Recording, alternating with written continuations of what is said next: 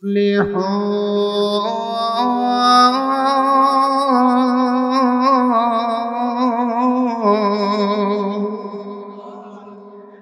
পাক রব্বুল আলামিন দুনিয়ার পুরুষ মহিলা ইমানদার বান্দা বান্দীদেরকে সবাইকে উদ্দেশ্য করে বলেন, হে দুনিয়ার ইমানদার বান্দা বান্দীরা, তোমরা জেনে রাখো আমি আল্লাহ পাক রব্বুল আলামিন এই মেসেজের মাঝখানে 4টা শর্ত দিয়েছি। কয়টা শর্ত? 4টা শর্ত। এই 4 গুণে গুণান্বিত হবে যারা জান্নাতে যাবে তারা, এই 4 গুণে গুণান্বিত হবে যারা সফল কাম হবে তারা, এই 4 গুণে গুণান্বিত হবে যারা মুত্তাকির হবে তারা, এই 4 গুণে সফল হবে যারা পরহেজগার হবে তারা, এই 4 গুণে গুণান্বিত হবে যারা আমার প্রিয় বান্দা হবে তারা, এই 4 গুণে গুণান্বিত হবে যারা জান্নাতুল ফেরদাউসের বাসিন্দার হবে তারা, এই 4 গুণে গুণান্বিত হবে যারা হাউজে কাউসার পানি পান করবে তারা, এই 4 গুণে গুণান্বিত হবে যারা জান্নাতুল ফেরদাউসে মেহমান হয়ে যাবে তারা, এই 4 গুণে গুণান্বিত হবে যারা কবরের ভিতরে সওয়াল জবাব সহজ করে দিব আমি আল্লাহ তাআলা।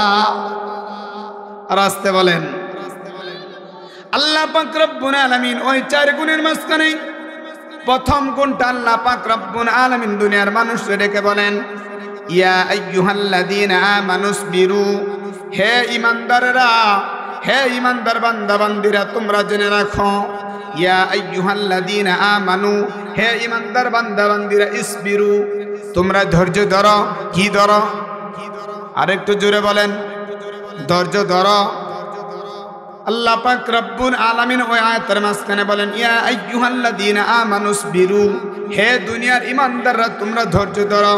ধৈর্য ধরা হলো আউলিয়াদের গুণ, ধৈর্য ধরা হলো আল্লাহওয়ালাদের গুণ, ধৈর্য ধরা হলো মুত্তাকিন ব্যক্তির গুণ, ধৈর্য ধরা হলো আপনি পরহেজগার ব্যক্তির গুণ, ধৈর্য ধরা হলো এই দুনিয়ার জমিনে যারা সুফি বুজুর্গ আছেন তাদের গুণ। ঠিক না বেঠি? সমাজের মাঝখানে যারা দেখবেন সবচেয়ে বেশি বুজুর্গ যে লোকটা আছে, যে লোকটা বাড়ি আপনাদের এলাকার মাঝখানে, যার বাড়ি আপনাদের সাথে চলাফেরা করে, আপনাদের সাথে বাজারে যায়, আপনাদের সাথে হাটে যায়, আপনার সাথে চলাফেরা করে, আপনার সাথে মসজিদে আসা যাওয়া করে, আপনার সাথে মসজিদে নামাজ পড়ে, যেই মসজিদে আপনি 5 ওয়াক্ত নামাজ পড়েন ওই লোকটাও ওই মসজিদে 5 ওয়াক্ত নামাজ পড়ে, যেই লোকটা আপনি যেই বাজারে বাজার করেন লোকটাও সেই বাজারে বাজার করে, আপনি যেই রাস্তা দিয়ে চলাফেরা করেন ওই লোকটাও কিন্তু এই রাস্তা দিয়ে চলাফেরা করে, কিন্তু আপনার এবং তার মাঝখানে বিশাল বড় একটা ব্যবধান। ব্যবধানটা কি? ইসবিরু। ব্যবধানটা কি? ধৈর্য। ব্যবধানটা কি? আরেকটু জোরে বলেন, ব্যবধানটা কি? ধৈর্য। মাঝে মাঝে কিন্তু আপনাদেরকে প্রশ্ন করব, উত্তর দিবেন। আপনি যদি হা না উত্তর দেন, আমি যদি হা না উত্তর দেই, তখন ওয়াজ কিন্তু সুন্দর হবে। ঠিক না বেঠি? ছোট সময় কিন্তু আমরা যখন আমাদের দাদা দাদি আসিল, ওই দাদা দাদির কাছে গিয়া শুইলে বলতাম, দাদি আজকে, এখন তো জমানায় মাশাআল্লাহ কম্পিউটার জমানায় ডিজিটাল বাংলাদেশ, স্মার্ট বাংলাদেশে মোবাইল ফোন আসছে, বাচ্চাদেরকে যদি বলেন বাবা তুমি গিয়ে তাড়াতাড়ি ঘুমাও, বাচ্চা বলবে তাহলে আমাকে একটু মোবাইলটা দেন, আমি একটু মোবাইলটা টিপি, তারপর আমি ঘুমাইছি। ঠিক না বেঠি? আর আজ থেকে 20 বছর আগে যেই সময় বাচ্চারা দাদা দাদির সাথে ঘুমাইতেন, দাদা দাদিকে বলতেন, দাদা দাদি, এ দাদি আপনি একটা গল্প শুনেন তো, আমি ঘুমায় যাই। দাদি সুন্দর করে একটা হাত পাখা নিয়ে সুন্দর বাতাস করতেন, আর ফিডের মাঝখানে এক হাত দিয়ে মাঝে মাঝে মোড় দিতেন, মাথায় আপনি মোড় দিতেন, আর সুন্দর কথা রূপকথার গল্প শুনাইতেন। দাদি যখন গল্প শুনাইতেন আস্তে আস্তে চোখের মাঝখানে কি আসতো? ঘুম আসতো। আর মাশাআল্লাহ এখন ডিজিটাল বাংলাদেশে যুবক, এরকম বহু যুবক আছে যে আপনার টাচ মোবাইল টিপতে টিপতে কখন যে সে ঘুমায় যায় সে নিজে বলতে পারে না, কিন্তু আপনার মোবাইল কিন্তু ঠিকই চলতে থাকে। ঠিক না বে ঠিক? তো ওই রূপকথার গল্পের মাঝখানে দাদির গল্প চলে ততক্ষণ, হু হা চলে যতক্ষণ। ঠিক না বে ঠিক? দাদি গল্প বলে, তো দাদি একটু বলতে বলতে বলে, এই ঘুমাই গেছত নাকি?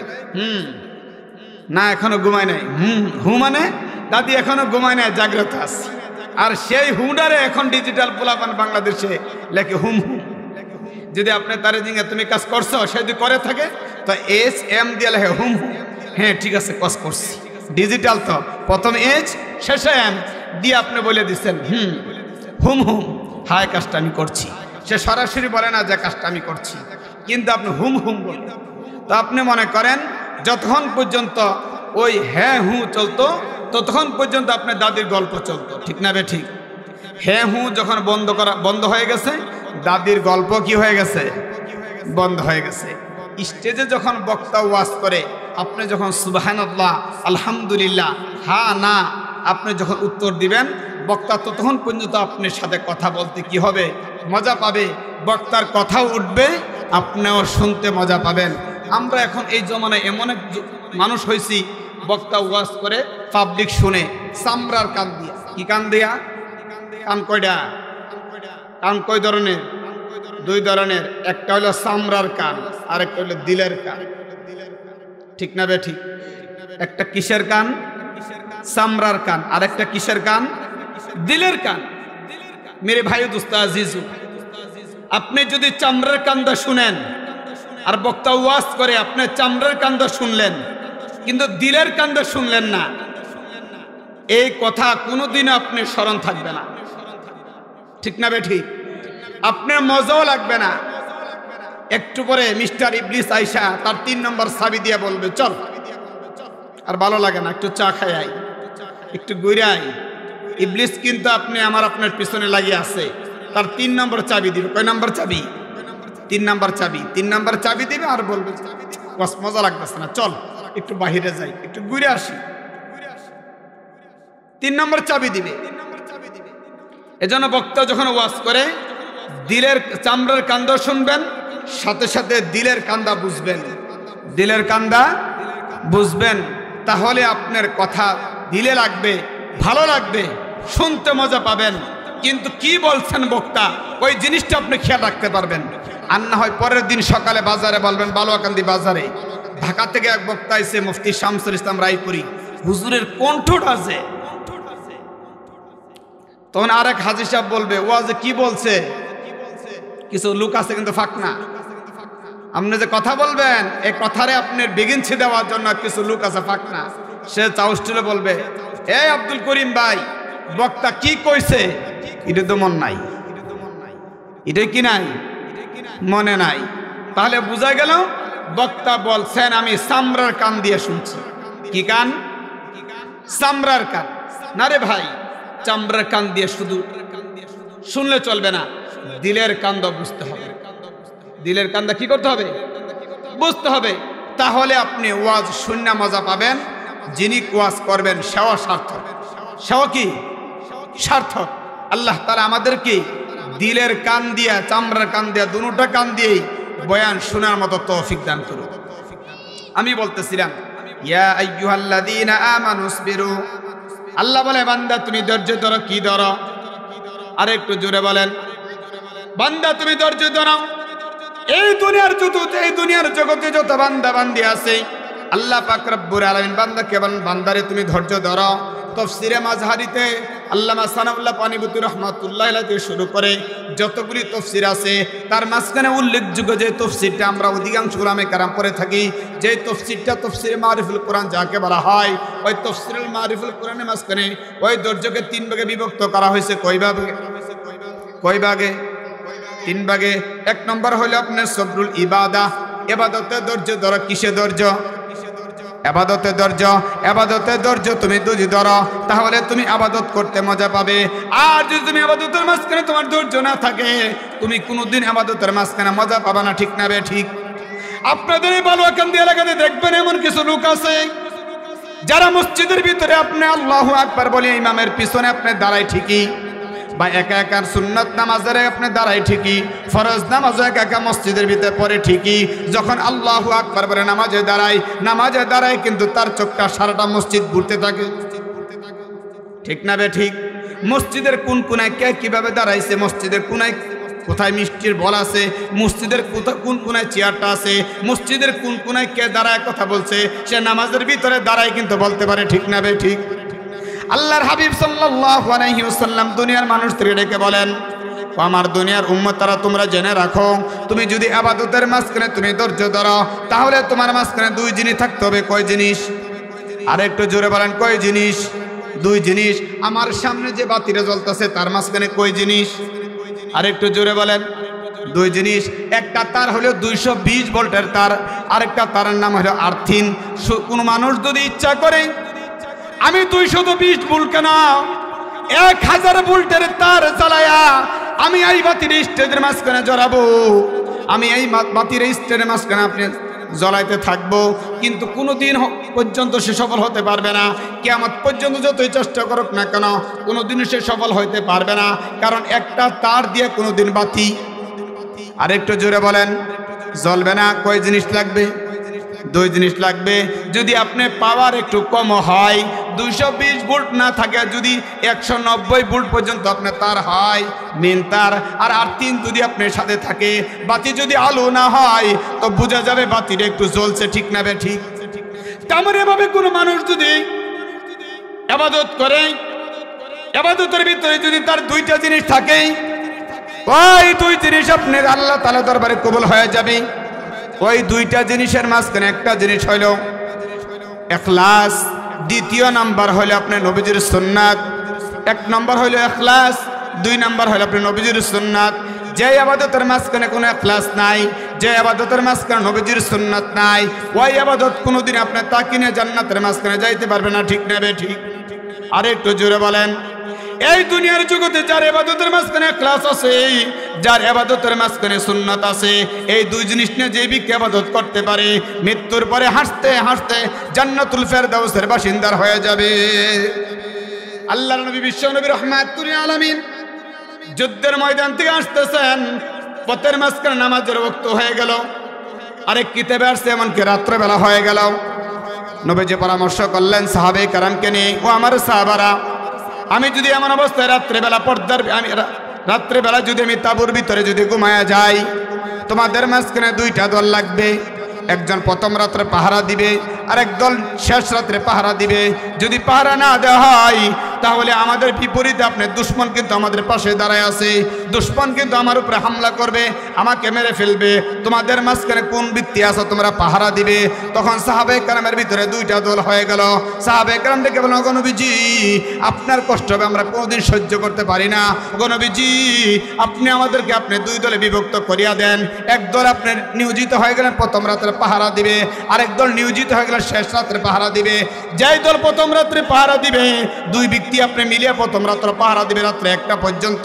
তখন এক ভাই আরেক ভাইকে বলতেছে, ভাই তুমি কেন রাত্রে জাগ্রত থাকবা?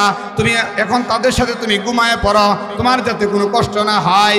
আমি বেহুদা বসে থেকে কোনো লাভ নাই, আমি নামাজে দাঁড়ায় যাই, নামাজ পড়তে পড়তে রাত্রে 1টা বাজাইয়া দিব, যতই কষ্টে আমার হোক না কেন আমি নামাজের মাঝখানে দাঁড়ায় রাত্রে 1টা বাজাইয়া দিব। তুমি তাদের সাথে ঘুমায় যাও। যখন আমার নামাজ শেষ হয়ে যায়, রাত্রে যখন 1টা বেজে যাবে, তখন আমি আমার ওই ভাইকে আপনি ঘুম থেকে উঠাইয়া দিব। একথা বলিয়া নবীজি যখন তাঁবুর ভিতরে গিয়ে যখন নিদ্রায় গেলেন, ঘুমায় গেলেন, এমন অবস্থায় ওই সাহাবী তাঁবুর পাশে নামাজের ভিতরে দাঁড়ায় গেলেন। দূর থেকে আপনি কাফেররা লক্ষ্য করলেন, তাঁবুর পাশে একটা গাছ দেখা যায়, দূর থেকে একটা গাছের মতো বোঝা যায়, হাত পাও নাড়ায় না। আল্লাহর নবী বিশ্ব নবী রাহমাতুল আলামিনের সাহাবী নামাজ যখন পড়তেন, নবীজি বলছেন, সল্লু কামা রাআইতুমুনি উসাল্লি, আমি যেইভাবে নামাজ পড়ছি তোমরা সেইভাবে নামাজ পড়ো। কিন্তু নবীজি যেইভাবে নামাজ পড়ছেন, সাহাবে কারাম যেইভাবে নামাজ পড়ছেন, আমি আর আপনার সেইভাবে নামাজ পড়া দরকার আছে না নাই? আর একটু জোরে বলেন। তাহলে যদি ওইভাবে নামাজ পড়ি, মসজিদের ভিতরে নামাজে দাঁড়ায়া মিষ্টির বল কোন কোনার মাঝখানে আছে দেখা যাবে কিনা, আপনার দেখা ছেড়ে দিতে হবে। আর একটু জোরে বলেন। আজকে দেখা যায় 1বার নয় 2বার নয়, বহুবার হজ করেছেন, মসজিদে নামাজ পড়তে পড়তে 10 বছর না 20 বছর না 50 বছর যাবত নামাজ পড়তেছে। ওই লোকটা পর্যন্ত মসজিদের ভিতরে নামাজে দাঁড়ায়া চোখটা দেইরা করে দাঁড়ায় থাকে, ইমাম সাহেব বারিন্দাতে কি বলে না বলে, ঠিক না বে ঠিক? আরেকজন মসজিদের কোনায় বসে কি আলোচনা করছেন না করছেন, এই কথা শোনার জন্য আপনি চোখ দেইরা করে দাঁড়ায় থাকে। প্রায় সময় নামাজে দাঁড়ায় চোখ এভাবে সরাসরি ঘুরায় ফেলে। নবীজির সুন্নত মোতাবেক নামাজ এখনো হয় নাই। নবীজি বলছেন, সল্লু কামা রাআইতুমুনি উসাল্লি, আমি যেইভাবে নামাজ পড়ছি তোমরা সেইভাবে নামাজ পড়ো। আমার সাহাবে কারাম যেভাবে নামাজ পড়ছেন তোমরা সেইভাবে নামাজ পড়ো। যদি সেইভাবে নামাজ পড়া যায় তাহলে মসজিদ, আজ থেকে মসজিদের ভিতরে গিয়া কোনোদিন এদিক সেদিক আর আপনার দাঁড়ানো এদিক সেদিক তাকানো যাবে না, ঠিক না বে ঠিক? আর একটু জোরে বলেন। আমি তো বলতেছি, যদি ইমাম সাহেব হুজুর বলতেন তাহলে আপনারা মাঝখানে একজন দাঁড়ায় বলতেন, এই হুজুরে রাখছে গাড়ায় এই মসজিদের ভিতরে, এ হুজুরের চাকরি দিচ্ছে কারণ মসজিদের ভিতরে। আজকে আমরা এমন একটা মুসিবতে পড়ে বলছি, মসজিদের ভিতরে যদি সুদের ওয়াজ করি আর চোখটা এদিক সেদিক ঘুরাই তো সভাপতির দিকে দুই বাইক বারে বারে তাকানো হয়, তো সভাপতি নামাজের পরে হুজুরে বলে আমি যে সুদ খাই আপনার কে কথাটা বললেন? ঠিক না বে ঠিক? সভাপতি বলে হুজুর আমি যে সুদ খাই একথা আপনার কে কয়ে দিচ্ছে? সেক্রেটারি যদি সুদ খায় থাকে, ঘুষ খায় থাকে, আর বয়ানের ভিতরে ইমাম সাহেব বারবার এভাবে তাকাই, তো সেক্রেটারি গিয়ে বলে সভাপতিরে আমি যে সুদ ঘুষ খাই এটা হুজুর জানলো কিভাবে? এ হুজুরের বেতন কত? এই হুজুরের বেতন 10,000। ধরেন 2 মাসের বেতন অগ্রিম দিয়ে দিলাম, তবে এই হুজুরে কিন্তু চাকরিতে রাখা যাবে না। আমি যে সুদ খাই হুজুরে বারে বারে আমার দিকে তাকাইছেন, আমার তো কলিজা শুধু কাঁপছেন, না জানি আমার নাম বলে দে। ঠিক না বে ঠিক? এমন ঘটনা এই নরসিংদী জেলাতেই করছেন, নরসিংদী শহরে এমন ঘটনা এই নরসিংদী জেলাতেই করছেন, নরসিংদী শহর। মেরে ভাই দোস্ত আজিজু, ওলামে কারণ হক কথা বলবেন, মাসলা বলবেন, কার শরীরে লাগলো আর কার শরীরে না লাগলো এগুলি দেখার সময় নাই। নবীজি বলছেন সল্লু কামা রাআইতুমুনি উসাল্লি, আমি যেইভাবে নামাজ পড়ছি তোমরা ওইভাবে নামাজ পড়ো। ওই আল্লাহ নবী বিশ্ব নবী রাহমাতুল লিল আলামিনের সাহাবী ওই তাবুর বসে দাঁড়ায় যে আপনি পাহারা দিতেছেন, সে চিন্তা করলেন সারাটা রাত্র জাগ্রত থাকে তো কোনো লাভ নাই, আমি যদি তাবুর বসে দাঁড়ায় নামাজে দাঁড়ায় যাই তাহলে আমার নামাজও পড়া হয়ে যাবে, পাহারাও আপনি দেওয়া হয়ে যাবে। এই মনে করে নামাজের মাঝখানে দাঁড়ায় গেলেন। আল্লাহ নবী বিশ্ব নবী রাহমাতুল লিল আলামিন তাবুর ভিতরে ঘুমাইতেছেন, তার সাথী আপনি যারা পাহারা দিবেন তারাও ঘুমাইতেছেন, আর ওই সাহাবী তাবুর পাশে দাঁড়ায় আপনি পাহারা দিতেছেন, এমন নামাজও পড়তেছেন। দূর থেকে কাফেররা চিন্তা করলেন এটাকে মানুষ দেখা যায় না একটা গাছ দেখা যায়, তারা নির্দিষ্ট করতে পারলো না। অবশেষে করলেন কি তারা তীর মারতে লাগলেন, প্রত্যেকটা তীর আইসিয়া ওই সাহাবীর পেটের মাঝখানে আপনি বিঁধতে লাগলেন। এমনভাবে বিঁধতে বিঁধতে যখন আপনি প্রত্যেকটা তার পিঠটা যার যার হয়ে গেল, হঠাৎ করে তার ব্রেনে চলে আসলো আরে আমি তো নামাজে আছি, আমার কোনো সমস্যা নাই, নামাজের ভিতরে যদি আমার মৃত্যু হওয়া যায় শহীদি মৃত্যু আল্লাহ তাআলা আমাকে দান করবে। আর একটু আসতে বলেন সুবহানাল্লাহ। তার ভিতরে কম্পন সৃষ্টি হয়ে গেল, আমি যদি নামাজের ভিতরে মৃত্যু হয়ে যাই তাহলে তো আমার শহীদি মৃত্যু হয়ে যাবে, এটা তো আপনার কোনো দেখার বিষয় নয়। হঠাৎ করে যদি আমার ব্রেনের ভিতরে চলে আসলো এই মুহূর্তে যদি আমি দুনিয়াতে বিদায় হয়ে যাই, আল্লাহ নবী বিশ্ব নবী রাহমাতুল লিল আলামিন তাবুর ভিতরে আছেন, ইসলামের দুশ্মনেরা নবীজির উপর আক্রমণ করবে, এটা আমি সহ্য করতে পারি না। তাৎক্ষণিক সে নামাজ শেষ করিয়া তার ভাইকে আপনার ডাক দিয়ে ঘুম থেকে উঠলেন, ভাই তুমি তাড়াতাড়ি ঘুম থেকে উঠো। কি হয়েছে? বা আমার শরীরের মাঝখানে অনেকগুলি তীর বিনছেন, তুমি তাড়াতাড়ি উঠো, এ তীরগুলি খুলতে হবে। আর দেখো কাফেররা মনে হয় আস্তে আস্তে নবীজির উপর আক্রমণ করবে, তোমাদের উপরে আক্রমণ করবে। তখন তার ভাই ডেকে বললেন হে সাহাবী তুমি কেন এত কষ্ট করলা? একটা তীর যখন তোমার শরীরের মাঝখানে বিনলো তখন তুমি সাথে সাথে নামাজ শেষ করিয়া তুমি কেন আমাকে ডাক দিলে না? ওই সাহাবী ডেকে বলে আল্লাহর কসম করে বলি, আল্লাহর কসম করে বলি, একটা নয় দুইটা নয়, প্রত্যেকটা তীর যখন আমার শরীরের মাঝখানে বিনছেন আমার কোনো আপত্তি নাই, কিন্তু আমি খেয়াল করলাম আমি নামাজের ভিতরে এত সুন্দর মজা পাইতেছিলাম, নামাজের ভিতরে এত সুন্দর মজা পাইতেছিলাম, আমার মনে হয়েছে জান্নাত আমার সামনে দাঁড়ায় আছে। আর একটু আসতে বলেন, আমার মনে হয় জান্নাত আমার সামনে দাঁড়ায় আছে। কোন মুমিন যখন নামাজে দাঁড়ায় ওই মুমিন সব সময় চিন্তা করে আমার ডান পাশে জান্নাত বাম পাশে জাহান্নাম, পিছনে মালাকুল মউত আজরাইল আলাইহিস সালাতু সালাম আমার গাড়ির পাশে দাঁড়ায় আছে, আর আমার সামনে স্বয়ং আল্লাহ পাক রব্বুল আলামিন আমার সামনে চেয়ারে বসে আছেন, সিংহাসনে বসে আছেন। আমি নামাজের ভিতরে মনটা কোনোদিন লড়াইতে পারি না, এদিক সেদিক আমার মন নেওয়া যাবে না। ওই সাহাবী ডেকে বলে আরে ভাই যখন আমি নামাজের ভিতরে ছিলাম আমার মনে হয়েছে আমার প্রাণটা চলে যাবে, কোনো সমস্যা নাই, হঠাৎ করে যদি আমি দুনিয়াতে বিদায় হয়ে যাই তাহলে তারা নবীজির উপর আক্রমণ করবে, এই বই আমি নামাজ তাড়াতাড়ি শেষ করে তোমাকে ডাক দিলাম। ওই সাহাবী ডেকে বলেন আল্লাহর কসম করে বলি, আল্লাহর কসম করে বলি, নামাজের ভিতরে এত মজা পাইতেছিলাম, এত মজা পাইতেছিলাম, আমি তীর খাইতে খাইতে আমার মৃত্যু হয়ে যেত কোনো আপত্তি ছিল না। আল্লাহর কসম করে বলি নবীজি যদি তবুর ভিতরে না থাকতেন আমি কোনোদিন ওই সাহাবী নামাজ থেকে আমি বিরত হইতাম না। এ হলো নামাজের ধৈর্য। কি নামাজের ধৈর্য। আল্লাহ পাক রব্বুল আলামিন ডেকে বলেন, ইয়া আইয়ুহাল্লাযীনা আমানুসবিরু, হে ঈমানদার বান্দা বান্দিরা তোমরা ধৈর্য ধরো। দ্বিতীয় নাম্বার আসছেন ওয়াসাবিরু, তোমরা ধৈর্যের উপরে ইস্তেকামাত রাখো। কিসের উপরে? ধৈর্যের উপরে তুমি ইস্তেকামাত রাখো। তুমি ধৈর্য ধরেছো, হতভম্ব হয়ে যাবে না, আশ্চর্যজনিত হয়ে যাবে না, টেনশন করা যাবে না, আল্লাহর উপরে ভরসা আপনি ছাড়া যাবে না, আল্লাহর উপর ভরসা থেকে আপনি নৈরাশ হয়ে যাবে না। তুমি কিন্তু আল্লাহর উপরে ভরসা করছো, আল্লাহর উপরে তুমি ভরসা করে বসে থাকো। তোমাকে ihsan করবে কে?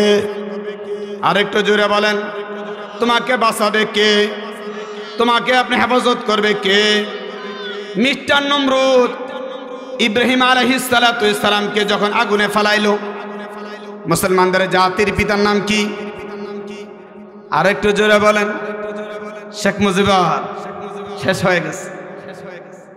এতদিন তো কোনোদিন প্রাণ খুলে বলতে পারতেন না যে আমাদের জাতির পিতা হজরতে ইব্রাহিম আলাইহিস সালাতু ওয়াস সালাম। বিভিন্ন মিছিল মিটিংয়ে পর্যন্ত বলে ফেলছে জাতির বাবা বঙ্গবন্ধু শেখ মুজিবুর। বলছে কি বলে নাই? বলছে না ভাই। মুসলমানদের জাতির পিতার নাম কি? আরেকটু জোরে বলেন। ইব্রাহিম আলাইহিস সালাতু ওয়াস সালাম। এরা মুসলমান হিসেবে জানা কর্তব্য আমার আপনার। মুসলমানদের জাতির পিতা হযরত ইব্রাহিম আলাইহিস সালাতু ওয়াস সালাম রে যখন মিস্টার নমরুদ আগুনে ফেলাইলো, ওই আগুন তৈরি করতে গিয়ে একদিন নয়, 2 দিন নয়, 3 মাস, 4 মাস, 5 মাস যাবত লাকড়ি জোগাড় করিয়া যখন আপনি আগুনের পাকুন্ডি তৈরি করলেন, আর ওই আগুনের ভিতরে ফেলাইবার যখন সিদ্ধান্ত নিলেন, আগুনের ভিতরে আপনি ফেলে দিবেন ইব্রাহিম আলাইহিস সালাতু ওয়াস সালামকে, হযরত ইব্রাহিম আলাইহিস সালাতু ওয়াস সালাম তার মনে বিন্দু পরিমাণ পর্যন্ত আপনি ভয় হয় নাই। ফেরেশতা জিবরাইল আলাইহিস সালাতু ওয়াস সালাম পর্যন্ত আয়েশা বলেন, হে ইব্রাহিম তোমার কি কষ্ট হবে না? তুমি কি আল্লাহকে, এই আগুনকে ভয় করো না? এই আগুনের মাঝখানে তোমাকে দিলে তোমার শরীরের পশমগুলি পড়ে যাবে, তুমি তো পুইরা একদম সাইকাই হয়ে যাবে, তোমার তো কোনো করার ক্ষমতা থাকবে না। ইব্রাহিম আলাইহিস সালাতু ওয়াস সালাম ডেকে বলেন, আগুনের ক্ষমতা দিয়েছেন কে? আরেকটু জোরে বলেন। আমারে হেফাজত করবেন কে? আগুনকে তৈরি করছেন কে? আমাকে তৈরি করছেন কে? এই পৃথিবী সৃষ্টি করছেন কে? ইব্রাহিম আলাইহিস সালাতু ওয়াস সালাম ডেকে বলে, হে জিবরাইল, যে আল্লাহ আমাকে তৈরি করেছে সে আল্লাহ আগুনকে তৈরি করেছে। আমি কেন আগুনকে আপনি ভয় করব? আগুনকে ভয় করার কোনো কারণ নাই। আগুনের বিন্দু পরিমাণ আপনার ক্ষমতা নাই আমার কাছে শরীরের পশম পরার মতো, ঠিক না বে ঠিক? আগুনের ক্ষমতা নাই আমার একটা পশম পরার মতো। আমি কেন আগুনকে ভয় করব? আমি আগুনকে ভয় করি না। জিবরাইল আলাইহিস সালাতু ওয়াস সালাম ডেকে বলে, হে ইব্রাহিম, তুমি যদি আগুনকে ভয় করো আর যদি তোমার ভয় হয়, একটা বার তুমি আমাকে বলো, আমি জিবরাইল আগুনকে সেকেন্ডের মাঝখানে তছনছ করে দিব। ইব্রাহিম আলাইহিস সালাতু ওয়াস সালাম কিছুই বলে না। এরকম ভাবে ফেরেশতার দল একত্রিত হয়ে আল্লাহর কাছে বারে বারে ফরিয়াদ করতেছে, আল্লাহ তোমার কি দয়া হয় না, মায়া হয় না? তোমার বন্ধুরে তুমি আগুনে কিভাবে ফালাইবা? হযরত ইব্রাহিম আলাইহিস সালাতু ওয়াস সালামকে তুমি আগুনে কিভাবে ফালাইবা? ফেরেশতারা আপনি বারে বারে আল্লাহর কাছে আপনি কান্নাকাটি করতেছে, আর ইব্রাহিম আলাইহিস সালাতু ওয়াস সালামের কাছে বারে বারে আসতেছে। ইব্রাহিম আলাইহিস সালাতু ওয়াস সালাম ডেকে বলে, তুমি আমার কাছে যতই আসো না কেন, আমি তোমার কাছে জানতে চাই তুমি কি তোমার নিজের পক্ষ থেকে আসছো না আল্লাহর পক্ষ থেকে আসছো?